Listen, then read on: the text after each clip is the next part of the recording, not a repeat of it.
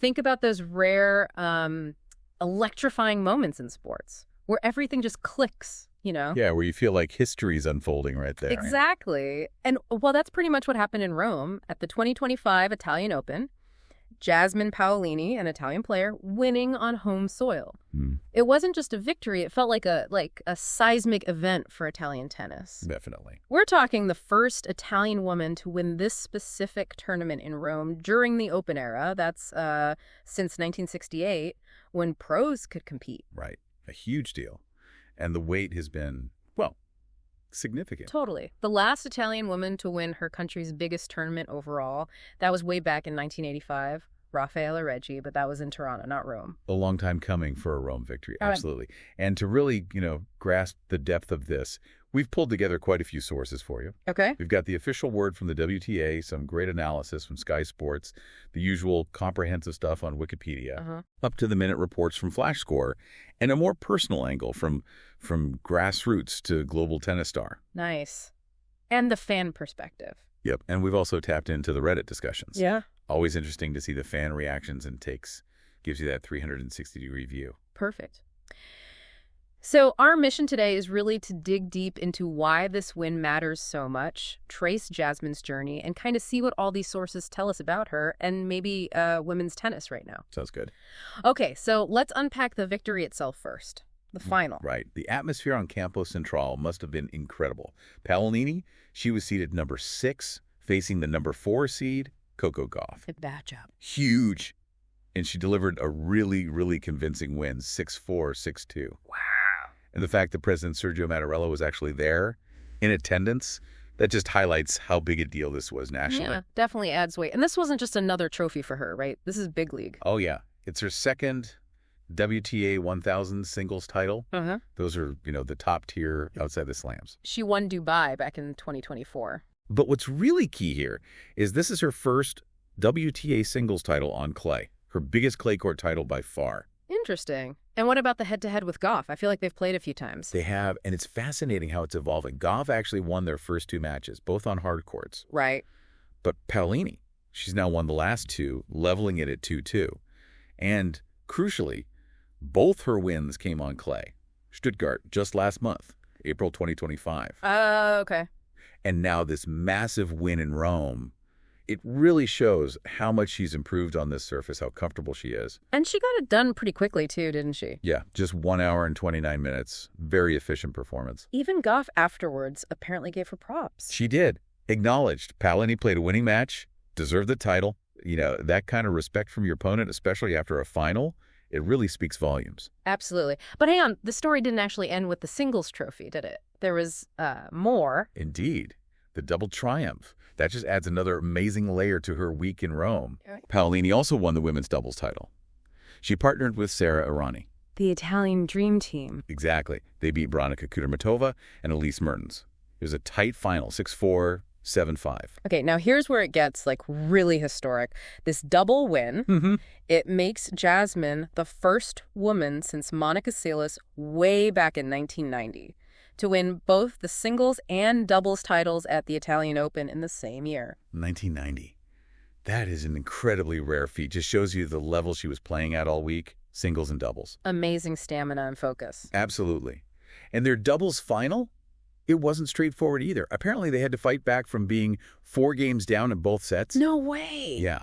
To come back like that twice in one match just shows incredible synergy as a team and, serious mental toughness. Which I guess shouldn't surprise us too much with those two. They've done it before on big stages. Exactly. They're the reigning Olympic gold medalists from Paris 2024. Right. I knew there was that connection. Yeah. And they also grabbed their 3rd WTA 1000 doubles title together earlier this year, back in Doha.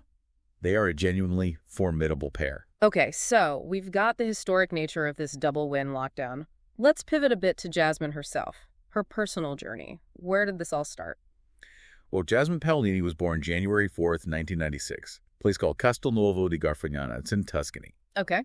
And an interesting detail from her background, her mother has both Ghanaian and Polish heritage. Oh, interesting. Adds to her story. Now, something that always seems to come up is her height. Yeah, 5'3". In tennis terms, that's relatively short. Right.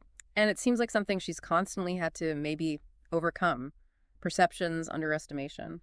That's a really crucial point. The grassroots to global tennis star piece really dives into this.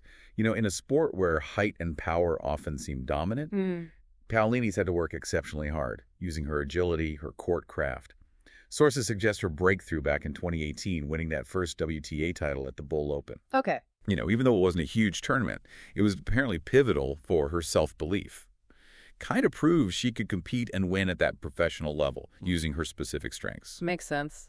But it hasn't all been smooth sailing, I gather. Sources mentioned injuries. Yeah, like most pro athletes, she's had setbacks. The sources highlight her resilience in bouncing back. That mental fortitude, it's got to be a huge part of her success. No doubt.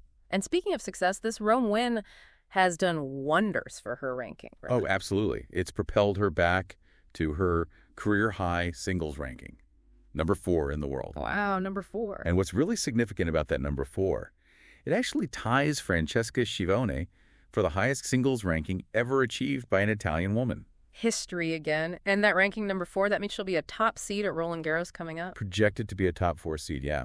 Which is huge for the draw, potentially avoiding other top players early on. Big advantage. And she's not just a singles specialist, as we discussed with the doubles win. Her doubles ranking is solid, too. Yeah, very solid. Currently known 6 as of mid-May 2025.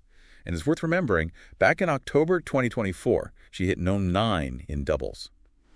At that specific moment, she was the only active player, male or female, inside the top 10 in both singles and doubles. That's incredible versatility. Just amazing skill all around. It really is. Shows incredible adaptability. And what about coaching? Has there been a change there recently? There has, yeah. She started working with Mark Lopez just in April 2025. Oh, okay. New partnership. Relatively new. Before that, she had a long run with Renzo Furlan from 2020 right up until this April. These coaching changes, they can bring fresh perspectives, new strategies. Clear. And it's interesting to think how maybe Lopez's input might be playing a part in this recent surge, especially on the clay. Yeah, good point. Okay, so we have the facts, the history, the background, but what about the how? How does she play? What makes her game click, especially in Rome? The Reddit comments you mentioned, did they offer insights there? Yeah, the Reddit threads were great for that. You get a real feel for how fans see her. There's this recurring idea of her having a big heart, a really genuine smile, super positive attitude on court. There was this one anecdote about her taking a dive for a point and then just laughing it off. Fans love that. Shows that mental resilience, staying cool under pressure. Yeah, staying loose seems key. Exactly. Many people noted how relaxed she looked during the final. That could be a massive advantage. Totally. And technically, what parts of her game stand out? Well, her forehand gets a lot of praise. Consistently. People were calling it dynamite, saying she just pounds that ball. Sounds like a weapon. Definitely seems to be. And then complementing that power is her movement, especially on clay. Right. You mentioned her agility compensating for height. Exactly. Her ability to cover the court, slide effectively, is probably crucial for negating any reach disadvantage. And again, Reddit comments often brought up her strong mentality, her knack for just stepping up her game when it matters most. So, putting it all together, this win feels bigger than just Jasmine Paolini's trophy cabinet. It seems to have broader significance, right? Especially for Italian tennis. Oh, absolutely. If you zoom out to the big picture, this win ends that 40-year wait for an Italian woman to win the title in Rome. 40 years. It's a long drought to break.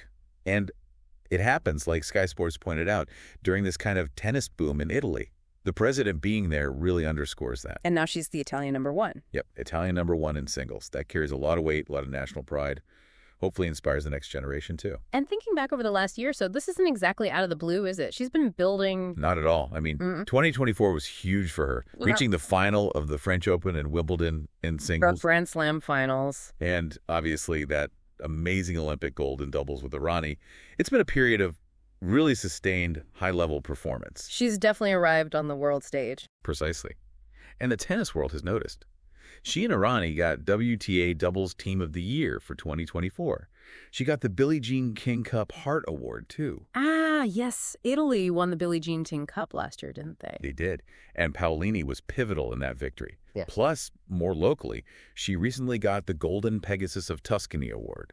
It's a wave of well-deserved recognition. Okay, let's quickly look at the other side of the net in that final. Coco Gauff, obviously talented, but a tough day for her. What did the sources say about her perspective or challenges? Yeah, clearly a disappointing outcome for Gauff. The stats show this is actually her 5th loss in a clay court Masters 1000 final if you combine singles and doubles. Oh, wow. Is that a pattern? Well, interestingly, on hard courts, she's 5-0 in Masters 1000 finals, so Right. there might be something about the clay at that final hurdle.